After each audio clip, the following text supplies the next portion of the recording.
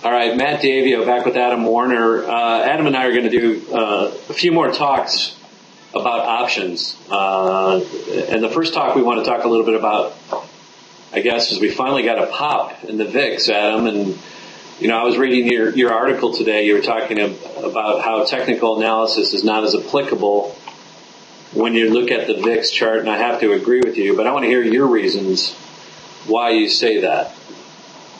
Yeah, I think you can do some technical analysis. I think the issue is it's different. The thing you can chart. I mean, I run VIX charts all the time, but the thing I would look for more is deviations from the mean, not like going. You got to get away from like support, resistance, stuff like that. Just because the VIX was 22 in August or May or whatever doesn't mean that's a key point because there's really no reason. Right. But what you do want to look for are deviations. Like there's ways to a common rule is a 10% from the 10-day simple moving average rule, where if it deviates too far, you kind of look for it to revert, the mean reversion of the term back to the 10-day. You could get killed, trading that every time it deviates because, right. It goes off the rails. But, see, those are things to look for. Another thing someone reminded me of today was, the Bollinger Band, just the standard, 2 by 20. There's some rules that if it goes outside the bands 2 days in a row, then closes in a band, then back within the band, it could be seeing a turn in the moon, things like that. So those sort of rules I think are okay in terms of VIX. What I would avoid are looking at, first of all, long-term moving averages. Maybe a stock, 50-day, 200-day.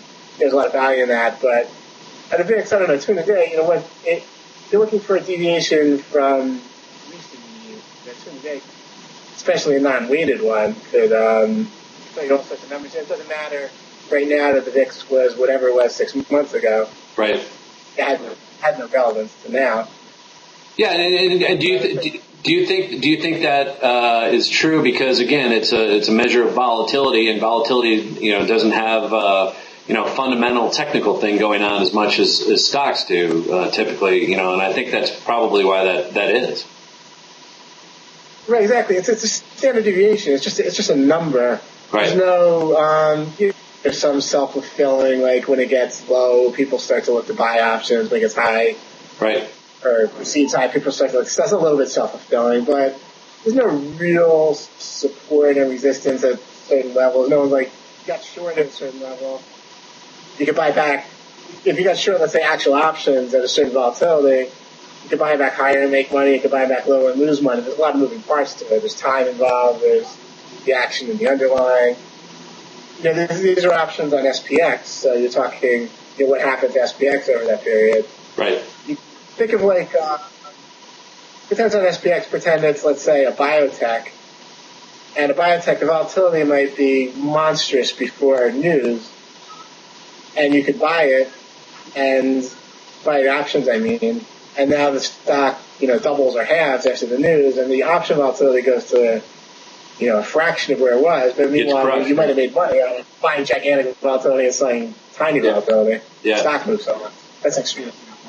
Yeah, but it's true. I mean, that's a great point. I think the VIX can be traded, but your thoughts on look at standard deviations of moves and where you are in the market versus pure price is definitely, most people don't think that way, but on VIX, I think you have to think that way. It's not again, it's not a standalone vehicle, as you said. It's monitoring the SPX puts and calls. So, you really have to understand, as in anything, what you're trading before you get in there and trade it. So just because it is a chart doesn't mean it acts like another asset class.